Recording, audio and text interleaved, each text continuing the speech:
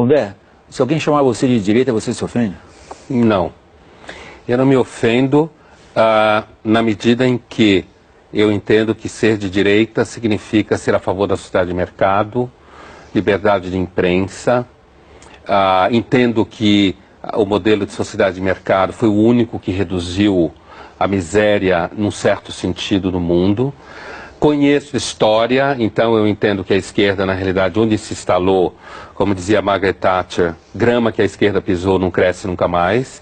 Agora, acho importante o que vocês conversavam há pouco, porque assim, essa coisa de ser de esquerda é legal, principalmente jantares inteligentes, onde todo mundo é super cabecinha, e ser de direita é ruim. Acho que no Brasil tem uma coisa, além do que dizia o Bolívar, que eu concordo, com essa imagem geral, existe uma coisa específica.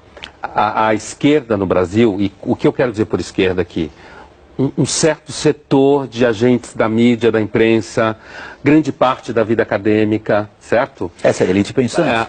Então, partidos políticos de um espectro, digamos, do PT para a esquerda, tá? PSOL, PSTU e outros quadros assim.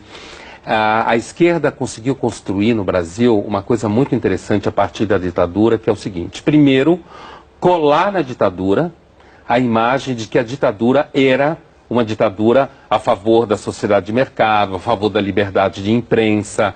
E com isso, portanto, se você é identificado como direita no Brasil, acham que você é a favor da tortura, que você estava matando gente inocente. Outra coisa que a esquerda conseguiu, através de uma operação de marketing maravilhoso, é vender a imagem que aqueles indivíduos da esquerda que foram para a guerrilha, para a luta armada, e que sofreram, inclusive, por isso enquanto indivíduos, certo? Claro.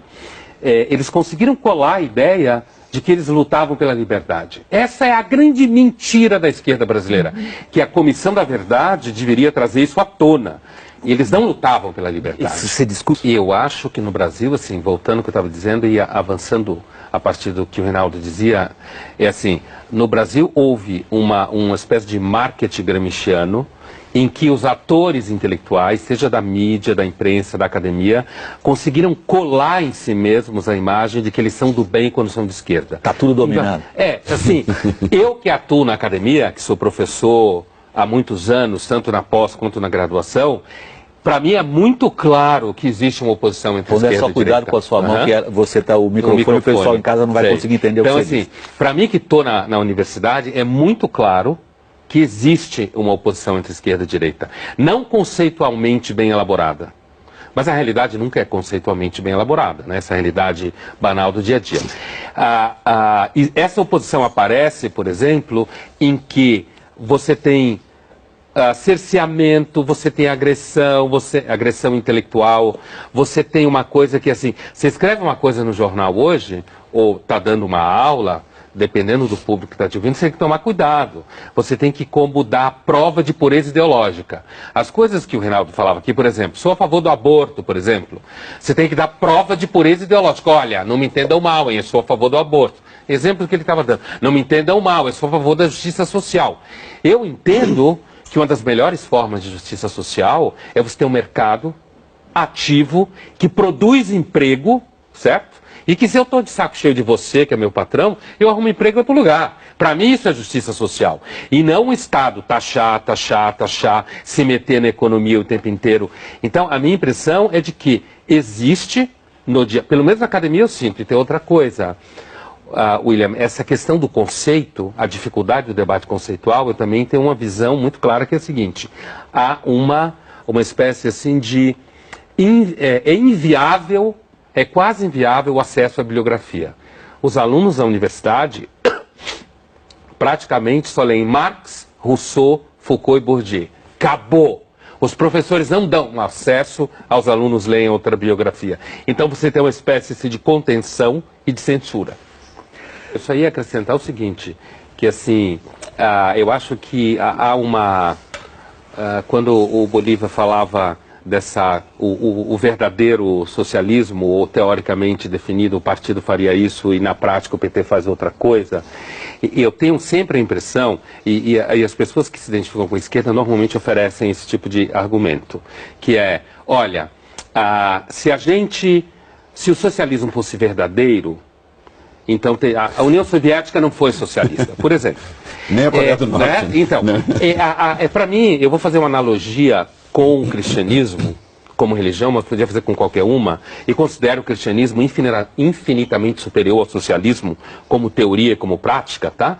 Apesar de não ser cristão e nem acreditar em nada disso, mas assim, é o mesmo argumento. Quando alguém diz assim, não, o cristianismo, ele era pleno.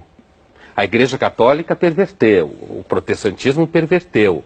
E as pessoas que se identificam com a esquerda normalmente usam esse argumento. Olha, a esquerda, ela na sua definição, teria dado certo, como dizia o Bolívar, lá na frente teria dado certo. Eu cobri muito a guerra, não existe. Eu cobri muito a Guerra Fria a partir da Alemanha. Sim. Se chamava o socialismo realmente existente, era o socialismo que não prestava. O socialismo em si, o que um dia, lá no raio que parta, como você falou, lá no raio que parta, um dia vai ter o socialismo, esse vai ser bom. O socialismo realmente existente não presta. É por isso que eu acho que a definição que me parece um pouco mais concreta no cotidiano da esquerda hoje, ou das pessoas que se acham de esquerda, migrou de uma discussão política enquanto tal para um marketing moral. Isso. Então é assim, a pessoa que é de esquerda, ela se acha superior. Façamos um teste. Pega um amigo teu ou quem você conhece, que é uma pessoa que se identifica com a esquerda, e faça uma acusação razoavelmente fundamentada que ela é autoritária. Ela vai parar de funcionar que nem um computador com vírus. Ela entra numa crise. Como? Eu? Reacionário? Não, não pode ser. Eu sou a favor das liberdades. Porque, para mim, essa é a definição contemporânea mais atual de alguém que se acha de esquerda. Ele se acha moralmente superior do que normalmente a gente pensa, que o PT continua sendo ideologicamente consistente. No sentido de que, na medida que você passa a prática, por exemplo, quando os réus do mensalão se chamam de presos políticos, por exemplo, há uma lógica nisso. Você pode, todo partido comunista ou socialista, né? Às vezes eu volto a falar o nome comunismo, porque eu acho que tem que dar nome aos bois. Todo partido comunista ou socialista que se instalou no poder, de fato, foi corrupto.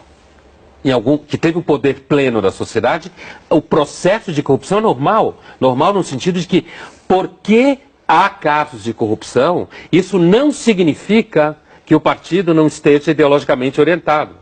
Porque dentro da orientação ideológica está justificado ter casos de corrupção, não estou dizendo que todo mundo é corrupto, mas é justificado o caso de corrupção se servir a causa. Então, quando alguém diz uma situação como essa, que ele está sendo, que ele é preso político, dentro da lógica dele, ele continua servindo a causa. É uma corrupção ideologicamente orientada. Olha, inclusive do ponto de vista do crescimento de um certo pensamento de esquerda na magistratura, eu não tenho nenhuma dúvida. Eu tenho uma sensação de que o Brasil marcha lentamente para um certo consenso esquerdizante, gramsciano. Já está marchando em direção a isso. E eu vejo, por exemplo, voltando ao que você perguntava antes, quer dizer, por que não existe? Então existe, primeiro, na universidade é impossível quase você levantar essa questão. Eu tenho alunos jovens que se identificam com a tradição de pensamento liberal, como a gente fala no Brasil, ou de direita. Liberal no sentido europeu, né? Liberal conservador e tal, no sentido europeu, e eles não têm espaço. Eles não conseguem entrar em universidades grandes, não conseguem fazer pesquisa, são mal recebidos nos espaços. Se você pegar, por exemplo, centros culturais financiados por bancos, grosso modo, só financia pesquisa de esquerda, intelectual de esquerda, revista de esquerda, manifestação de esquerda. Se você pega alguma pequena instituição que queira fazer um seminário, um colóquio identificado com o pensamento liberal, conservador no sentido europeu, não tem dinheiro, não tem espaço, não tem institucionalização. Então fica uma situação que vai ao encontro do que a gente falava antes, quer dizer, o próprio empresariado investe na esquerda. E quando você fala da Constituição, para mim é muito claro. Eu entendo que isso está ligado, tanto ao que o Reinaldo falava da uma certa religiosidade de negociação, quer dizer, e tem uma coisa também... Religiosidade que é anticapitalista, considera o lucro pecado, se alguém ficou rico é porque alguém Perdeu. E tem uma outra coisa, né? Eu acho que tem uma dificuldade. Recentemente eu participei de um colóquio na América Latina onde se discutia o pensamento liberal no Chile, e aparece uma dificuldade muito grande, que é o seguinte: o pensamento liberal conservador de direita, não essa patifaria de ditadura, não estou discutindo esse negócio de ditadura, ele exige de você uma responsabilidade pelo que você faz. Eu sou responsável pelo que eu faço. Eu sou um indivíduo que busca autonomia. Para mim, a maior virtude do pensamento de direita é a autonomia. Enquanto que o pensamento de esquerda, ao dissolver você no coletivo, ao dizer que a responsabilidade pelas coisas que acontecem é dos outros, ao dizer que a culpa é dos outros, é confortável. Então, o preguiçoso adora ser de esquerda. Por isso que ele começando, você acha? Ou está terminando? É assim, quando o Reinaldo fala da guinada direita, da mídia, da imprensa, porque o que caracteriza a esquerda no debate cultural é que ela não tolera a diferença. Isso. Apesar de falar de diferença o tempo inteiro. Não tolera a diferença. Então, quando ficam berrando, seja em que mídia que for, contra a guinada da direita, é porque aparece uns 5 ou 6 que não tem medo profissional, não tem medo de ser difamado, tem repertório, porque tem uma outra coisa que caracteriza você ser de uma maioria, como a esquerda é no mundo cultural brasileiro. Não precisa ler, não precisa estudar. Basta pertencer ao grupo e sair gritando. Você pertence ao grupo, você xinga o outro e não lê. E é nessa situação, muitas vezes, que essa moçada começa a levar pau. Porque quando você é uma minoria, como pessoas que não se identificam com a esquerda no mundo cultural brasileiro Estou falando do mundo dos agentes culturais.